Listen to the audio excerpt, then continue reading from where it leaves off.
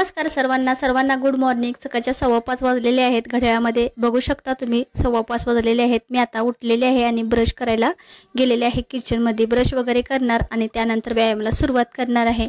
सकाळी उठल्यानंतर पहिल्यांदा माझं हे काम असतं व्यायाम करायचं। तर बऱ्याच ताईंच्या कमेंट होत्या की ताई तुमचं वजन थोडं कमी दिसते, तुम्ही काय करता? तर मी आज तुम्हाला तेच दाखवणार आहे की मी काय करते। तर आता ब्रश वगैरे करणार, त्यानंतर ना चेहरा आहे तो मी थंड पाण्याने धुते, कारण आपली कशी सकाळी झोप आपली झालेली नसती पूर्ण, त्यामुळे आपलं आळस वगैरे असतो अंगामध्ये। थंड पाण्याने चेहरा धुतला की एकदम फ्रेश वाटतं, चेहऱ्यावरती एकदम टवटवीपणा येतो। त्यामुळे मी ना ब्रश केल्यानंतर लगेच थंड पाण्याने चेहरा धुवून टाकते।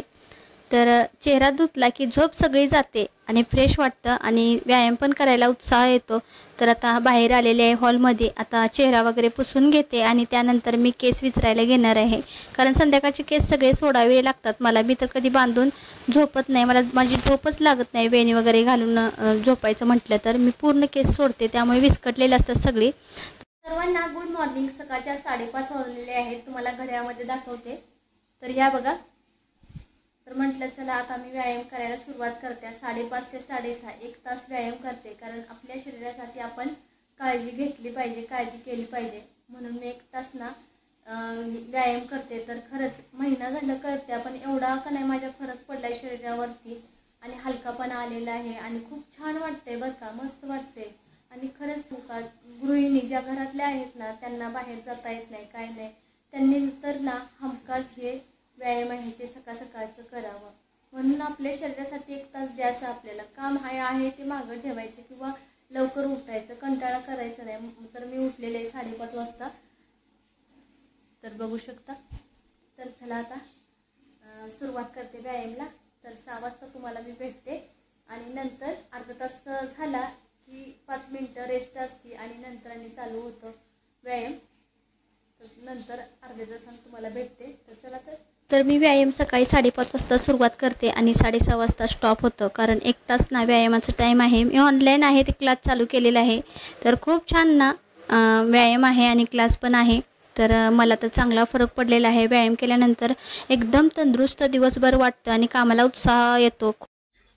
तर अर्धा तास झालेला आहे, 6 वाजलेले आहेत। 5:30 वाजल्यापासून ना मी व्यायाम करत्या। तर बघू शकता तुम्ही किती घाम आलेला आहे। तर थोडंसं पाणी पिणार आता आणि स्टार्ट करणार आहे व्यायाम करायला, म्हणजे एक तास करते मी। तर चला पाणी थोडंसं पिऊ आणि त्यानंतर सुरुवात करू।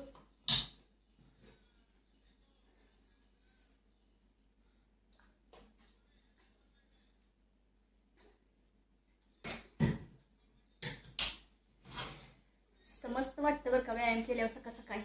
दिवसभरच्या कामाला उत्साह येतो, कंटाळा येत नाही, खूप सारं काम करावं वाटतं। नाहीतर व्यायाम करायच्या अगोदर मला ना खूप कंटाळा यायचा कामाचा, आता काही कामाचा कंटाळा वगैरे येत नाही आणि फ्रेश माझा दिवस जातो। त्यामुळे सकाळचं व्यायाम एक तास झालंच पाहिजे असा नियम केलाय मी। तर महिना झालं फॉलो करत्या। तर घाम बघू शकता कितीतरी घाम आलेला आहे अर्ध्या तासामध्ये, आणि एका तासामध्ये किती येईल। तर चला आता 5 मिनिटं रेस्ट केली आणि आता सुरुवात करत्या व्यायाम करायला।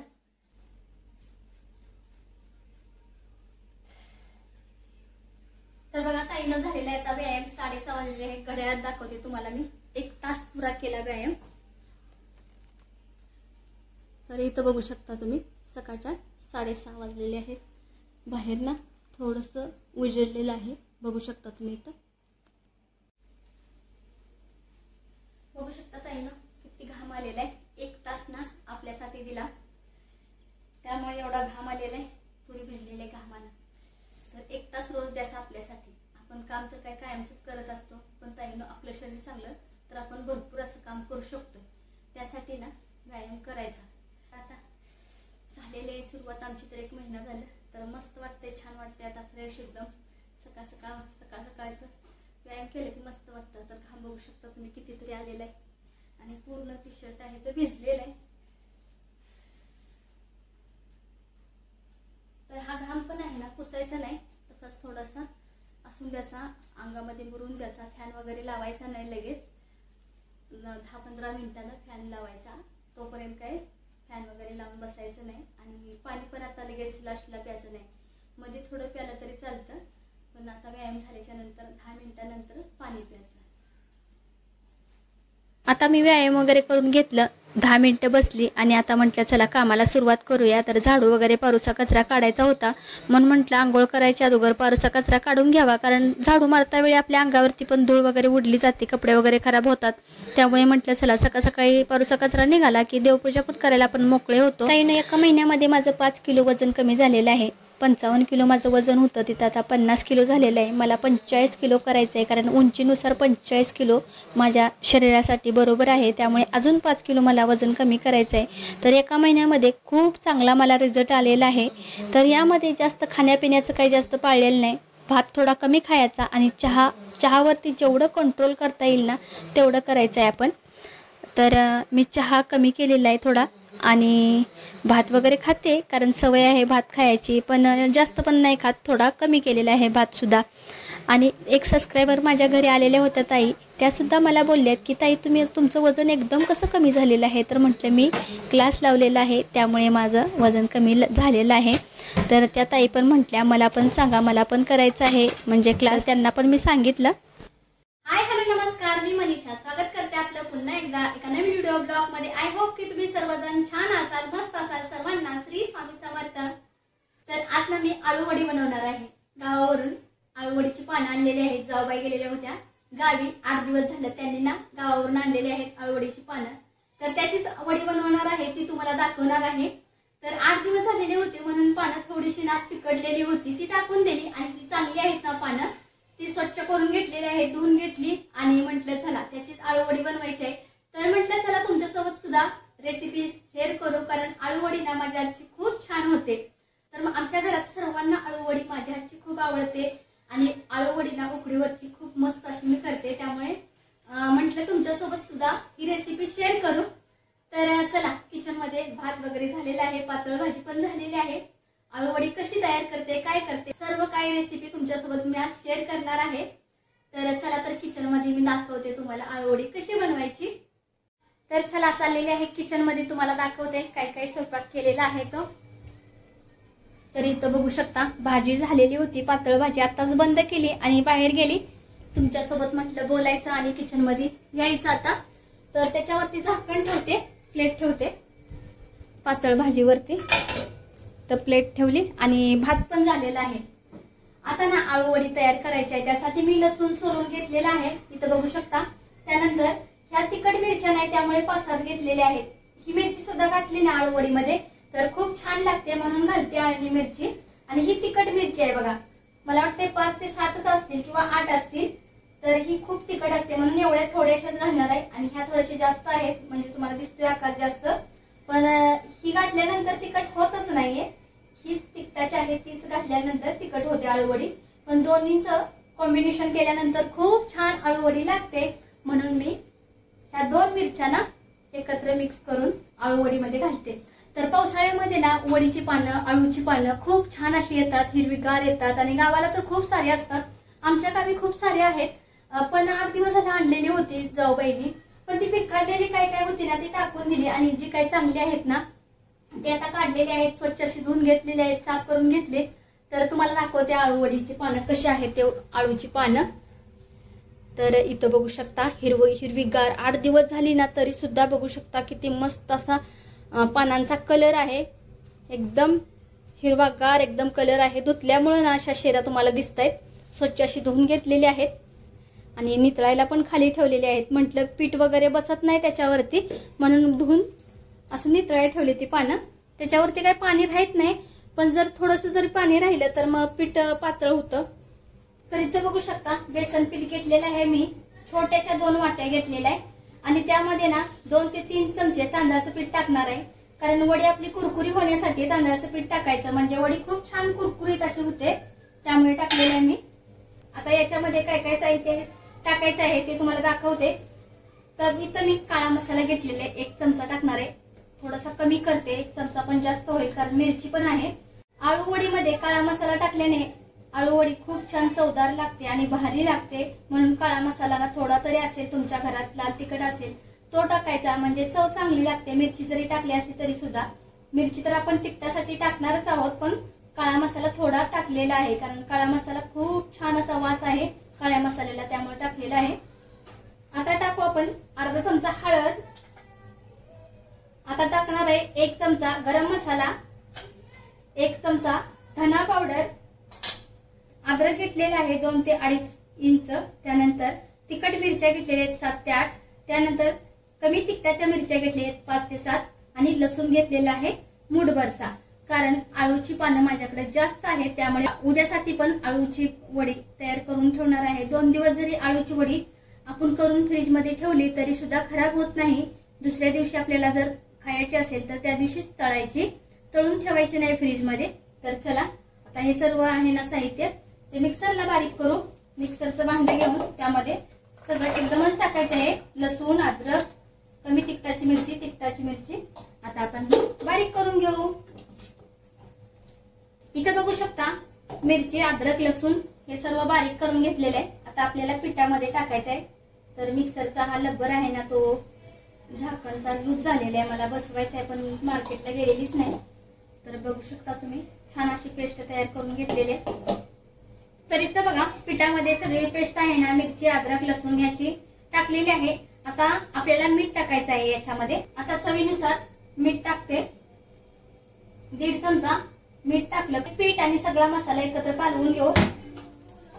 चांगला कालवून घ्यायचा. आधी ह्या पेस्ट मध्येच ना कालवून घेते, कारण पेस्ट थोडीशी पातळ असते ना. पेस्ट ज्या वेळेला आपण बारीक करतो त्यामध्ये पाणी टाकलेलं असतं, त्यामुळे अगोदर आपण यामध्येच कालवून घ्यायचं पीठ. बघा पिठामध्ये पाणी थोडं पण घेतलेलं नाही. पेस्ट तयार केलेली ना त्या पेस्ट मध्येच पीठ सगळं आहे ते भिजलेलं आहे, म्हणून लवकर पाणी घ्यायचं नाही. पेस्ट जर तुम्ही पाणी टाकून केली असली तर अगोदर आपण पीठ मळून घ्यायचं, नाही तर पातळ झाले की त्या पानावरती आळूच्या अगोदरच पाणीच बसत नाही, तर पीठ पण बसत नाही. मग काय काय वेळेला पातळ झालं की जास्त पण घट्ट नाही, जास्त पण पातळ नाही, थोडस ना पातळ मळायचं, म्हणजे वडी पण आपली कुरकुरीत होते. आता आळू वडीसाठी पीठ पण भिजवून झालेलं आहे. तर पीठ बघू शकता पानावरती व्यवस्थित असं पसरलं जातंय. जास्त पण घट्ट नाही, जास्त पण पातळ नाही, मीडियम असं आळू वडीचं पीठ आहे ते भिजवायचं. तर आता वडी आहे ती थापून घेते. ज्या वेळेला आपण आळू वडी थापायला घेतो त्यावेळेला आळू वडीची थापायची पण ट्रिक आपल्याला माहिती पाहिजे. ह्यापासूनच लेयर सुटले जातात आळू वडीला. तर एक पान इकडं एक पान तिकडं तोंड असं करायचं, म्हणजे आपल्या आळू वडीला लेयर्स चांगले सुटतात आणि क्रिस्पी व्हायला मदत होते. तर मी मोठी पानं आहेत त्यामुळे 3च पानांचे लेयर देणार आहे. छोट्या पानांचे आहेत ते मी 4-5 लेयर देऊन आळू वडी तयार करणार आहे. तर फोल्ड पण करताना अजिबात गॅप ठेवायचा नाही, व्यवस्थित एकदम फोल्ड करायची, म्हणजे रोल करायचा. तर बघू शकता अजिबात गॅप दिलेला नाही, एकसारखी वडी थापून घेतलेली आहे. अशी वडी थापल्यानंतर वडी शिजायला छान अशी मदत होते. इडलीच्या भांड्यामध्ये ना मी वडी आहे ती उकडणार आहे, कारण इडलीच्या भांड्यामध्ये वडी उकडल्याने लवकर उकडली जाते आणि गॅस पण आपला कमी जळतो.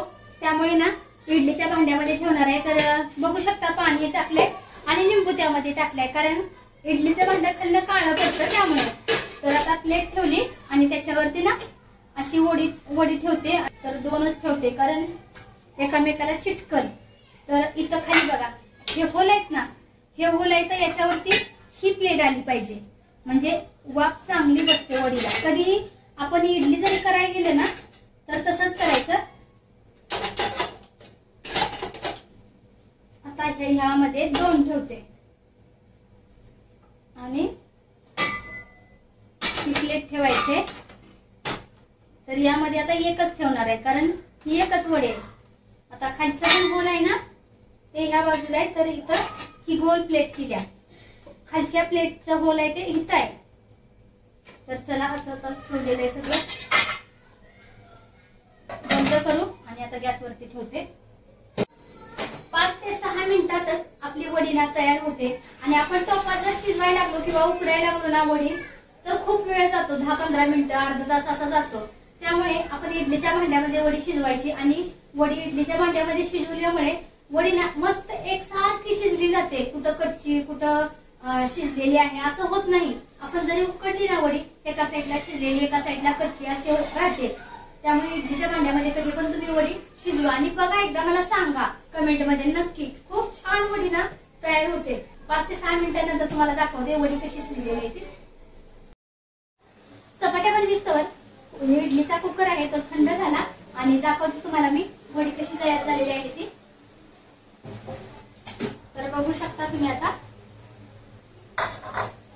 तर ही बघा वडी किती मस्त शिजलेली। वडी कशी शिजली ती समजायची। वडी ज्या वेळेला आपण बंद करतो त्यावेळेला असं बोट लावून बघायचं, जर पीठ असं हाताला चिकटलं तर शिजलेली नाही चिकटलं तर सगळी वडी आहे ती चांगली उकडल्या समजायचं। तर मस्त छान अशी वडी उकडलेली आहे, थंड पण झालेली आहे। थंड झाल्याशिवाय आपण तळाई घ्यायची नाही। तर ही सुद्धा वडी खालची आहे ती थंड झालेली आहे। आता याचं ना छोटं छोटं पीस करायचंय। तर वडी सगळी आहे ती काढून घेते अगोदर।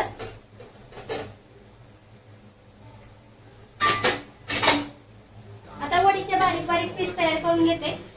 जास्त पण मोठे नाही जास्त पण छोटे करायचे नाही, मीडियम असे ना उकडलेल्या वडीचे पीस करू आपण। तर हे बघा वडीचे छान असे पीस तयार करून घेतले। तेल पण आपण गरम करायला ठेवले, तुम्हाला दाखवते मी कढईमध्ये तेल ठेवलेलं। तर इथे बघू शकता कढईमध्ये तेल गरम करायला ठेवलेलं आहे, ते आता गरम झालं असेल। बघू आपण थोडीशी वडी टाकून गरम झालेलं आहे का। जास्त पण ना गरम होऊन द्यायचं नाही, कारण वडी आहे किंवा करपती, त्यामुळे थोडंसं म्हणजे गरम झालं की वडी आपली सोडायची। तर इथं बघू शकता थोडेसे भंबुडे यायला लागले, म्हणजे आपलं तेल मीडियम असं गरम झालेलं आहे। आता सगळी वडी आहे ती सोडते, जेवढी तेलात मावल ना तेवढीच सोडायची, जास्त नाही सोडायची। जास्त सोडली तर हलवा येत नाही आपल्याला व्यवस्थित। आता गॅस आहे तो फास्ट ठेवायचा एक पलटी करीपर्यंत, आणि दुसरी पलटी करायच्या वेळेला आपण गॅस बारीक करायचा। आता मी फास्टच ठेवते। आता वडी पलटी करते, कारण एका साईड पूर्ण भाजलेले, तर वडीला पडतं बघा किती छान सुटलेले आहे। मोठी पानं असली तर 3 लेअरची करायची थापायची वडी, आणि जास्त बारीक पानं किंवा मीडियम असली ना तर 5 किंवा 4 लेअरची वडी आपल्याला थापून घ्यायची असते। तर मी मोठी पानाची 3 थापले, ते 3 पानं असं थापून घेतले, आणि छोटी जी पानं होती ना त्याचं 4 किंवा 5 असं लेअर केलेलं आहे। आता गॅस आहे तो कमी करते, म्हणजे वडी आपली चांगली कुरकुरीत होईल, क्रिस्पी होईल। वडीला चांगली आपली कुरकुरीत झालेली आहे, काढून घेते। तेल आहे ते चांगलं असं निथळून घ्यायचं। तर हे चपातीचं पीठ मळायला कुंडा आहे ना त्यामध्येच मी आता वडी काढणार आहे।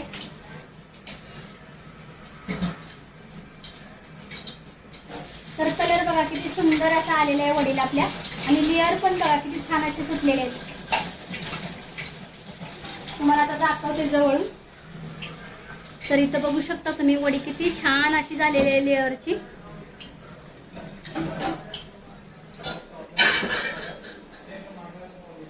आता वडी ना तळून घेतलेले मस्त छान अशी वडी झालेली। तर तुम्हाला एक वडी यातली ना खाऊन पण दाखवते की किती क्रिस्पी अशी वडी झालेली आहे। तुम्हाला जर वडी तयार करायची असेल ना तर या पद्धतीने केली ना एक नंबर वडी, आणि चवीला तर एवढी मस्त लागते ना, भारी अशी वडी लागते चवीला। तर तुम्हाला यातली ना एक खाऊन दाखवते। लेअर बघा कसे सुटलेले आहेत, एक नंबर, तेलकट वगैरे काही सुद्धा नाही।